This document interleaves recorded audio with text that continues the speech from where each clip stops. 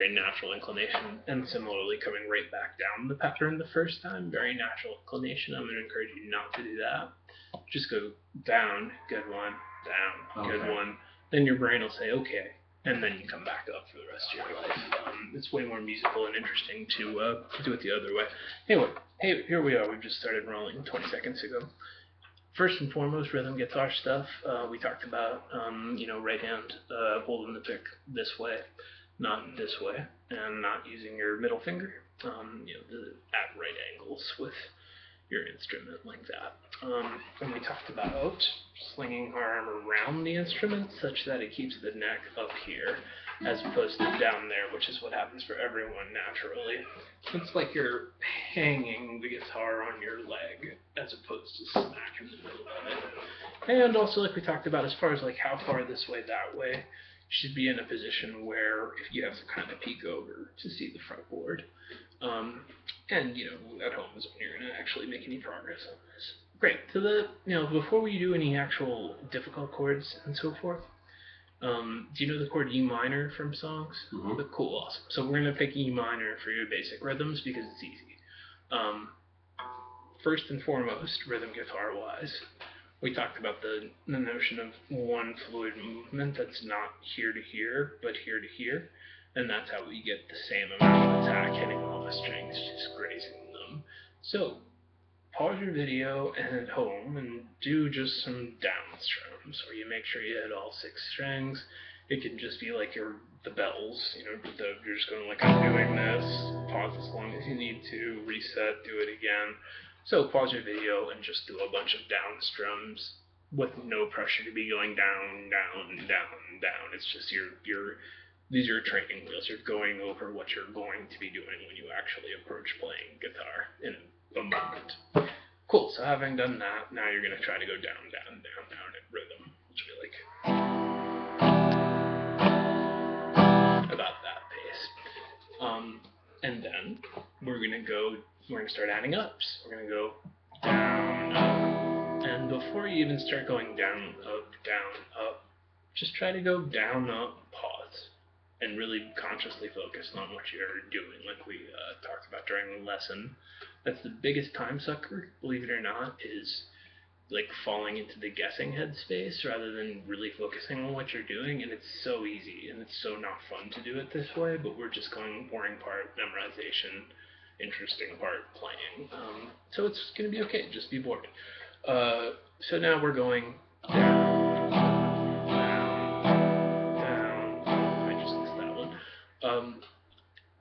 We strum down on the downbeat and up on the upbeat exclusively. So that was me just going 1 and 2 and then do it a little faster. So stop your video and work on some down up stuff. If your hand gets tired, you could be holding open strings right now, but it wouldn't sound that good.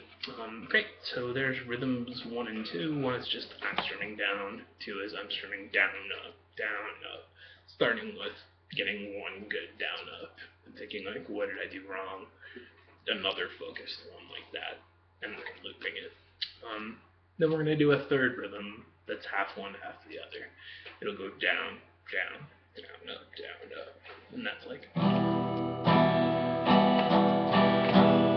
And before you try to do that a whole bunch of times, you're going to do it 1 single time, pause, 1 single time, pause. Your brain will say, yeah, I'm good at that now. Then you'll start looping it.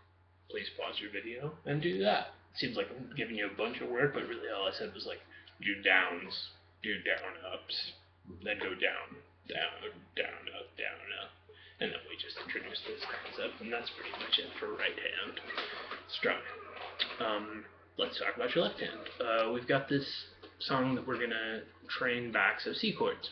You are bending the string up like this to the point where it was like a half pitch out of tune.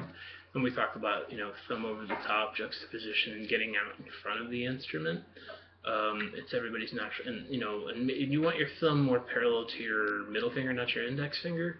Either way, the whole trip is getting more out in front of the instrument, where you're not just barely not touching the first string with your index finger, but actually kind of So there we go, that's the trip, and there's no other way to do this other than just bend your finger against the string, which is something we can only do pushing against something you're already doing it successfully in G.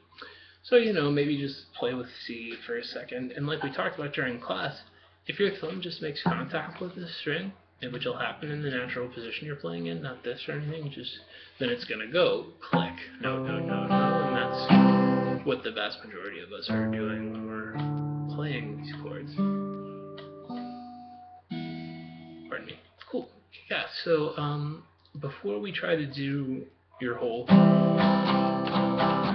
song, you're going to get good at playing that rhythm just on the C chord, muting the thumb and bass note. And I want you to go one good one, pause. Dum de dum be diggy. It was specifically on the C when you played the song for me, where you switched from down, down, up, down, up, to like down, down, down, up, whereas on the G and D, you were doing it correctly. That's why we're starting with this, as well as it makes sense for this G to C change we're learning. So yeah, down, down, up, down, up, 1, 2, and 4, and no points for counting, points off for counting. If you can just hear the rhythm and play it, don't count, it's all good. So you know, so I want you to get good at doing it once. Then, you know, really focused on this wider range of motion. Just go like, take as long as it takes to get to there, not here, not this, not that, not this. And then really focus on just getting your right hand to do this wider range of motion. And it can just be like a list initially. Memorization stage, you can be like, but you will have already done these 4 basic rhythms, which are all just down. Great. So what I want you to do now is stop your video, get good at doing once on C, pause, kind of, what did I do wrong, try to correct it until that gets easy. Then do it twice total until that gets easy, and then and only then loop it.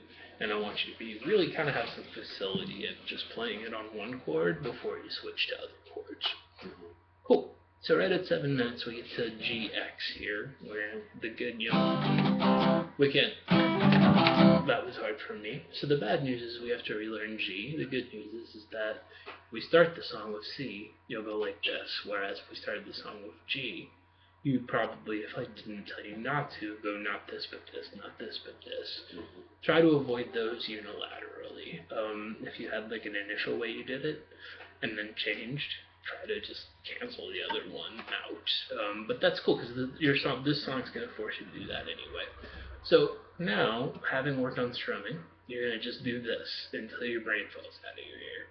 Really, and try to move decisively. You'll surprise yourself. You know, allow for a few times where you do it deliberately, but then don't practice the pauses. Just go for it like you don't give a shit. Like if you ever played sports at all, I didn't much, but there was like that hustle part, like positive thinking, where if you're like, I'm just going to get this, and then you do, eventually that's how you're always going to feel when you're playing. But there's an element to that, to initial engaging with the guitar. So yeah, we're going, now I'm being careful, memorization, and then just get after it. So yeah, you might surprise yourself how quickly you can move through things if you don't accidentally pause. Cool, so our song's going to go C once, G once, D once, C once, so it'll begin and end with the same chord. It'll be like,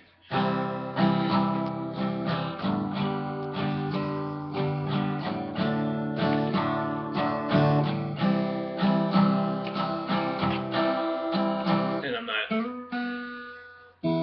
get this guitar worked on. So yeah, I'm not even really trying to make it sound cool as much as just give you one that's like easy, yuck, easy. So similarly with this change to D, it seems like you've gotten quick enough on it.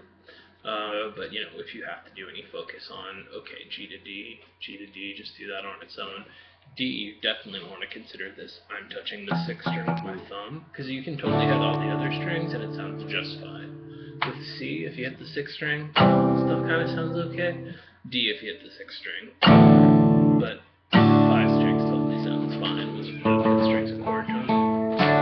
So it works. And we're going to err on the side of, whoops, I hit too many strings, like we were talking about, as opposed to I'm being careful and moving into this motion. Kick-ass. So here's a really, I can't believe everyone doesn't say this to their students. There's this concept, the open strum. You're already doing it, but you probably didn't realize. On the very last strum of each chord before you switch, you actually have already taken off on the way to the next chord and are actually hitting, like going, and so just consciously be aware that you have, we're not going that fast, but there's this one up strum, and that's just how music sounds. So if you felt like you were cheating at all when you were doing that or whatever, that's just totally what we're all doing when we're playing. Let me make a separate video for the other thing.